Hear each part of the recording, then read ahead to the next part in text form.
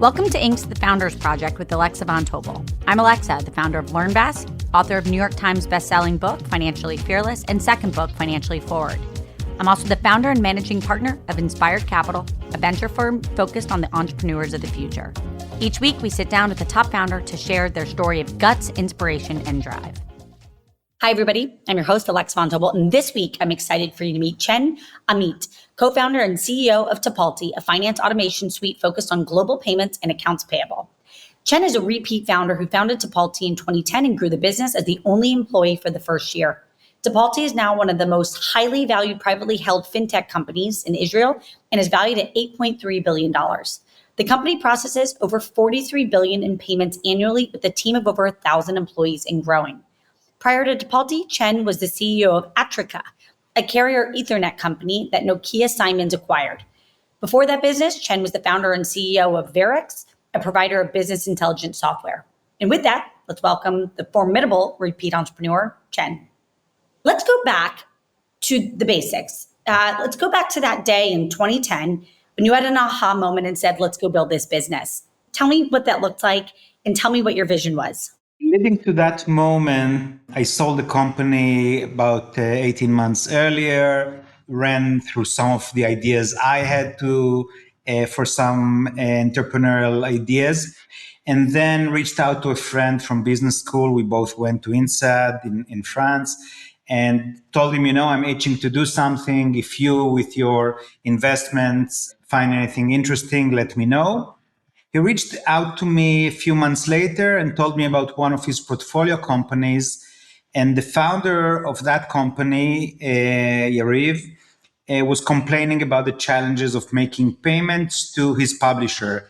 It's an online advertising network, and they need to pay website owners for the online advertising revenue they generate on those websites.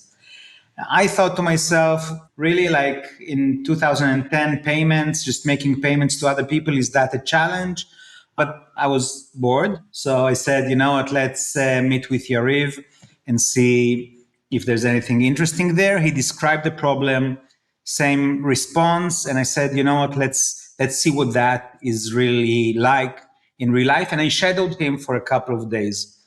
And while shadowing him, I understood that payments was an important part of the problem, but just part of the problem. The aha moment was understanding that this is a multidiscipline problem, that a president of a small company, but a senior person in a small company spends days to make payments for a few people just made no sense. And I thought, well, that's an interesting challenge.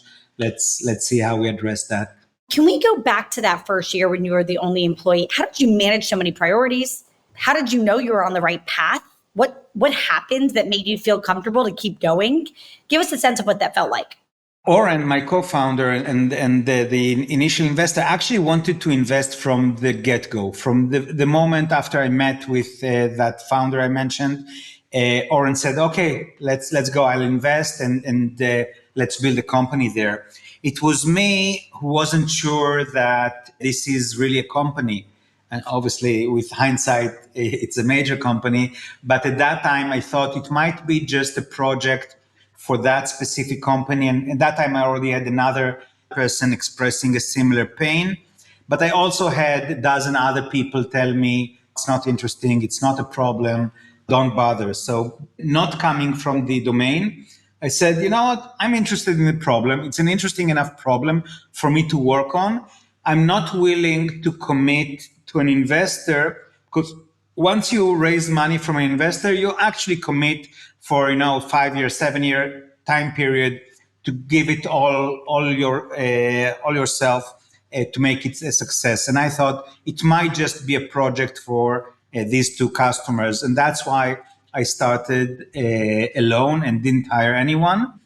And in a way, it was the easiest year because alignment between sales, marketing, product, operations was easy. It was the priorities were to get a few more customers, just to get a feel whether there is more to it than just a project. And then to serve these customers, to work with banks, to find the banking partner, to work with them, not putting out fires continuously, but yeah, it was the hot topic of the hour that I would address. But yeah, since it was all in my mind, I knew how to prioritize it. I didn't have to consult with anyone to get information, to share information. It was easier in that respect. What was the status of global payments? What did that look like? And walk us through what your early customer experience was. That was the hook. It was me with these initial two founders who had problems and trying to address their problems and just understanding the problem domain and trying to solve it. And as I said, I wasn't from the industry, so I didn't know what a licensed payment provider is, what does it mean to be unlicensed. I just wanted to make payments on their behalf. And through my network, I reached out to, it happened to be Citibank, a major bank. And I happened to land on the department that serves giant businesses and governments, but they had the right product for me. And by luck, the woman there was just interested in startups and interested in Israel and what have you. And she just wanted to work with me. And that was kind of fortunate. So I landed on a great product to integrate with at that time. And just step by step, got into payments, got into tax compliance, got into AML compliance, understood what I needed to do for these entrepreneurs, for these customer founders, and rolled it from there. In terms of kind of a pivotal moment was customer number three. I mentioned the first two. Customer number three is a company, Seeking Alpha. You may be familiar with them. They are a financial content website. And I met with the CFO there at the time and his team, and they loved what I do. I sent them the agreement, and then it was silent, like dead silent for a couple of weeks. So I reached out to him and said, so are we making progress? Do you want to move to the next step? He said, look, one of our board members of the Seeking Alpha board members asked us before we proceed with Tipalti to look at another company. There was another company, I won't mention names, that was an established company that had some of the capabilities they needed. At that point, I thought, well, I am a one-person company out of my laundry room. That other company is a 400-person company. Yeah, I lost that deal. But a couple of weeks later, he comes back and said, yeah, we checked, we looked, we evaluated, we're good to go, let's proceed. That was such a validation for me at the time. You talk about product market fit. That was such a validation that for product market fit, myself, single person from a laundry room, unfunded, versus a 400-person company established. I think it was a 10-year-old company. And I'm doing something that is so valuable that they won't compromise, but work with me. That was one of the key aha moments for me. Talk a little bit about your go to market and what you learned, and what, if there's a playbook, pass us your best lessons to everybody else that's listening. In the early days, the founder needs to be the key person in the sales process in order to really find the message, fine tune the message, really nail the sensitivities of the customer, what you tell them and what drives them. So that's the early days. Then try to build the initial playbook for a small team. So that's what I did. I hired a sales leader who was ambitious. So every time you'll kind of hire someone who's maybe not the long-term CRO in this case, but he's the right person for that phase, like a scrappy, a go-getter that hired a few people, try to train them, try to enable them and get them to be productive. And I actually try to help all the employees, all my leaders grow. And I have leaders who've been working with me. Sometimes it works, sometimes it doesn't. And sometimes you need to accept the fact that a person might be the right person for a certain stage, but not the right person for the next stage. And that happened to me a couple of times with the sales role. And it's legit. All my sales leaders did a phenomenal job for the company and grew the company to the right stage. The key lesson is that there are certain stages, different stages for the company. Different leaders are one required and two attainable. And you don't want to hire the 1,000-person CRO for a 10-person company. It just doesn't work. They won't succeed. The company won't succeed. The key is to identify if a leader reached their ceiling, their potential, if they cannot grow beyond that, and just hire the next person. Again, with the backdrop that I try to keep my and grow my leaders. I myself am growing. I never managed a 1,000-person company before Tipalti. So it's a journey for all of us. When do you think it makes sense to transition the CEO out of sales? I think the answer to when is it time for me to step aside and let others do the job is almost always. Like it's always when I am stopping the company, when I am blocking the company from growing, when I am blocking my team from growing, when I'm slowing down processes, it's time for me to delegate and move on. And the same is true for sales. As much as I was enjoying it and passionate about it and thought that I would do the best job, and at that point in time, it's not true today, but at that point in time, it was true because everything was in my head and I knew best what is in the future and what is in the past and what we can and cannot and how to tweak the message. So I knew but if I were to stay in the process of sales growing, I would slow our growth as a company. For me, overall, it's a 13 and some years journey. It's always about when do I move? I need to move to grow as a leader, delegate more, have a more of an orchestrating function for myself. And it's an iterative process. Every 18 months, I need to relearn my job and to change what I do and what I'm hand holding and what I'm delegating. I want to talk a little bit about your predictions for the future. You have a really unique vantage point about where B2B fintech is headed. If we fast forward over the next 5 to 10 years, what are your predictions? I think the fintech, the accounts payable, finance operations market is very highly delineated. There's small business, mid-market, and large enterprise, and all are very under-penetrated. Where we play, which is high growth and mid-market, there are about 700,000 companies worldwide, and it's about 5% penetrated. We're still in the early adopter phase. So with 3,500 customers, it's still the early adopters. It's still the early in the journey. And I think that we're still ahead of the category forming properly. And every CFO knowing that, day zero, when I join a company, I need an ERP, I need a finance automation, I need a few things in my tech stack, and that's a basic building block. The forward-thinking finance leaders already do that today, but there's a decade of journey before we mature the market and properly saturate the market. There's an opportunity for high growth for many years, and until all the market accepts it, like they accept it for HRIS, for ERP, for CRM. Like there are systems that you have to put in place. It's obvious you need to start with some sort of CRM, mostly Salesforce, I think.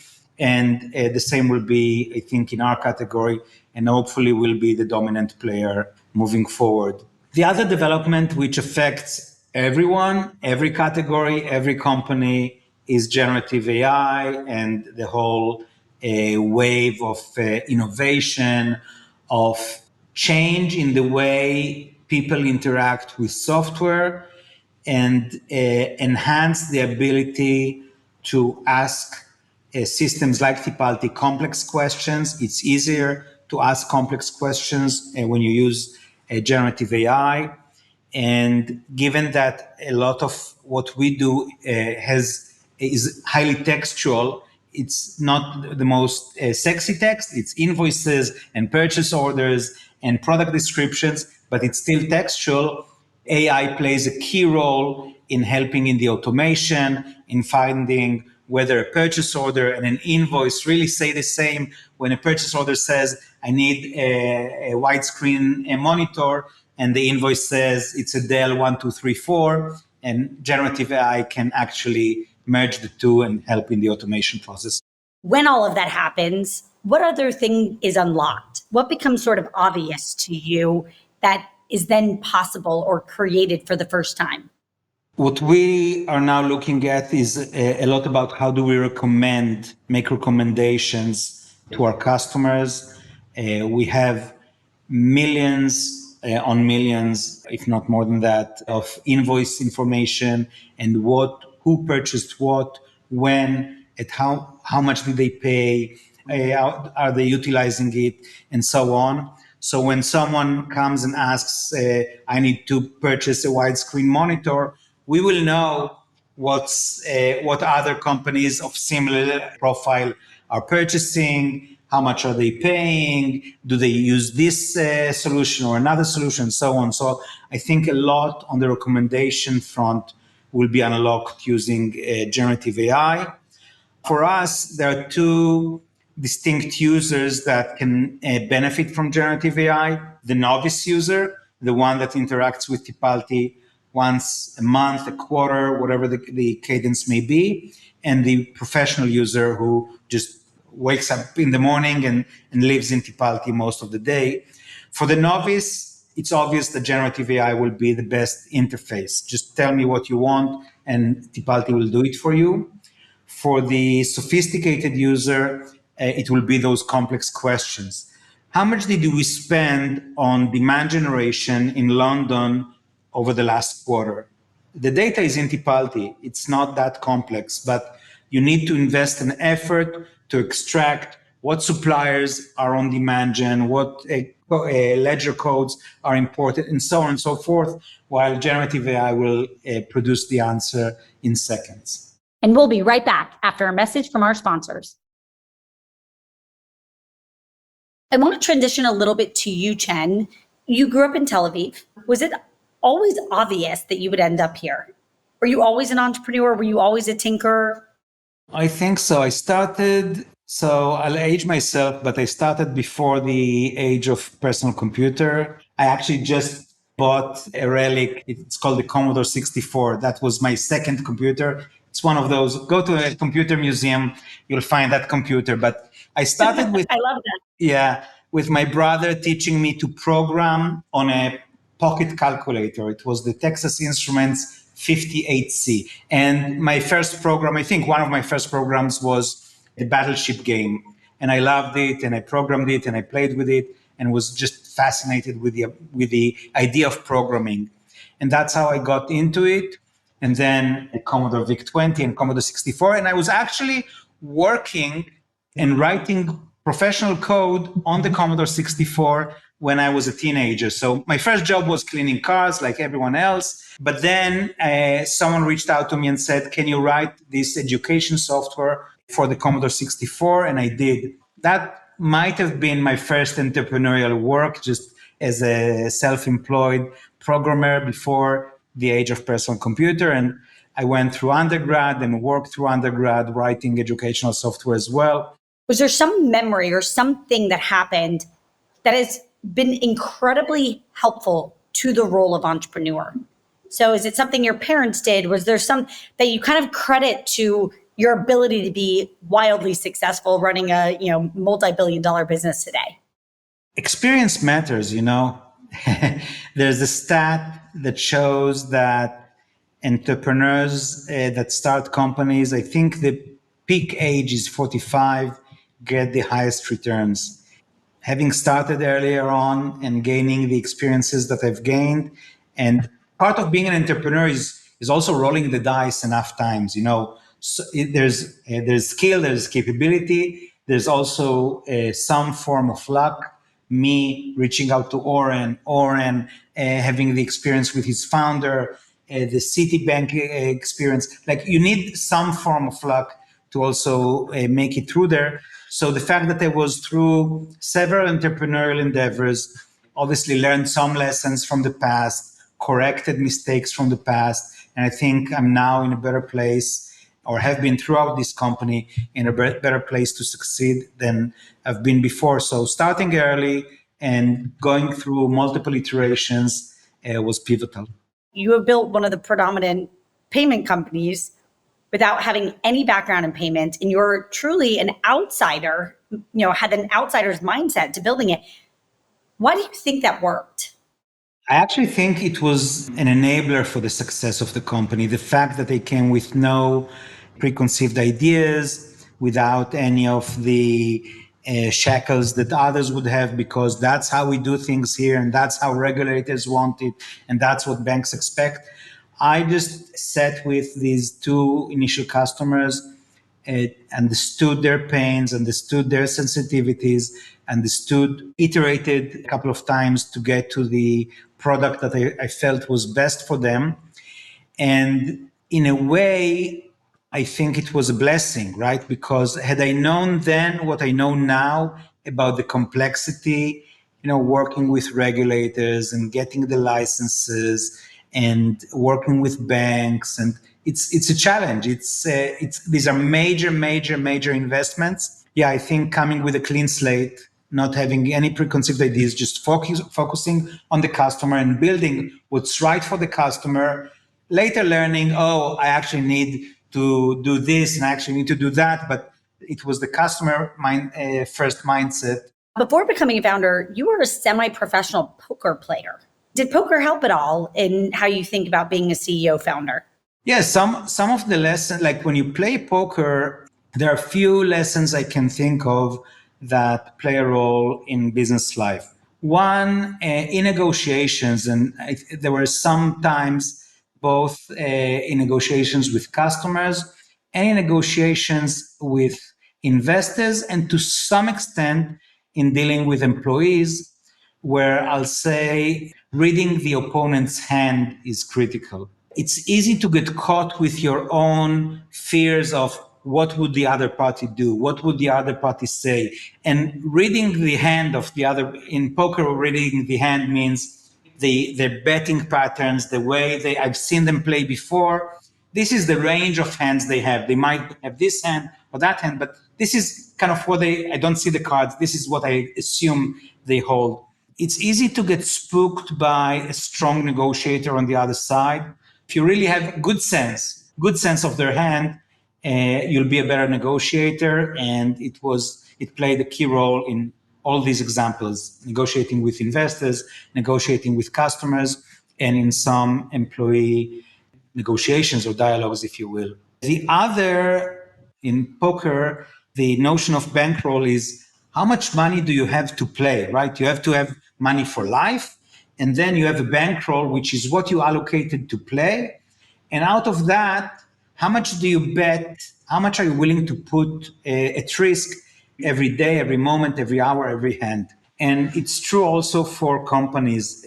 In the early days, when you have a small company and a small bankroll, you might be willing to roll the dice riskier, and that's fine.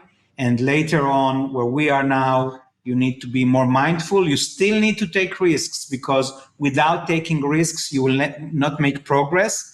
But the risks now affecting 1,000 employees and multi-billion dollars of value for the company needs to be managed differently. So just managing your bankroll, understanding what risks are you taking calculated risks, greater risks when you're a smaller company with lesser resources, and managing that through the lifetime of the company. You have been at this for 13 plus years. How do you think you've evolved? What did I get better at? Letting go. But letting go is not just letting go. Letting go comes with some responsibility behind it. In the first year, I did everything. In the second year, we doubled the company. There were the two of us. So I did everything on the product front, but knew everything about the company. In the third year, fourth year, I knew almost everything. I knew everyone. Today, I don't know everyone. I don't know everything. Sometimes I read about things we do in a press release. So it's a different world altogether. The key is for people to grow, for my execs to grow, for myself to grow, know what to delegate, to feel comfortable with delegating, to empower your people, to make mistakes, because at the very first day that you delegate something to someone, they will not be as good as you at doing that, obviously. At the 100th day, they'll probably be better than you. Empower them to make mistakes that you can afford. You need to delegate but then to also make sure that there is room to investigate. Every now and then, you need to go deep in a certain area where your senses are that maybe there's a room for improvement there. Maybe we can change how we do things. I want to move to the quick fire round, Chen. And first idea that comes to your mind, give me that answer. What's your favorite interview question? I just ask a very simple question. Tell me what you know about Tipalti. And I get a lot out of it. I get how inquisitive, how curious are they, how thorough are they, what level of depth they went to, how much investment, how much effort do they put before meeting me. I'm not kind of a big persona, but still, you meet the CEO, you might as well make an effort. Yeah, I think that's a question that I'm able to squeeze a lot out of. Is there a quote you live by? A quote, a mantra, something that really just is sort of a theme of who you are in your life? Execution eats strategy for breakfast. If you don't execute 110%, if you're not moving at the fastest pace possible, if you're not doing rather than analyzing, you'll be left behind. So as a company, execution is a key pillar to our values, how I hire my leaders and how I expect them to hire their people. But yeah, Last question. What has been your biggest pinch me moment of building Tipalti? I'll put two in two extreme time frames. One is that win when I was against that 400-person company and just understood that something different happened. Myself, a single person winning against a 400-person company, a known company, a successful company. That was one of those pinch me moments. The other, I'm not a great at retrospect and looking back and saying, "Oh, yeah, great job, Chen." I'm not that type of guy. But when we fundraise, there's a lot of outpour of congratulations. And when we did the last round, obviously in a different world, different economical world, and we got to this $8 billion valuation, just the outpour of congratulations and understanding. Actually, at that point in time, we were the largest private tech company in Israel. I didn't know it until that moment that someone told me that, and I went and researched that. So, yeah, wow. Well, we've done something in this company. I love that. I love that so much. Congratulations. Chen, thank you so much for joining us here today. Everybody out there, if you want to learn more, check out tipalti.com and you can join us next week for Inc. the Founders Project with Alex Von Tobel. Chen, we're rooting for you. We're so proud of you. Thank you for being such an incredible leader. And just again, thank you so much for joining us today. Thank you for having me.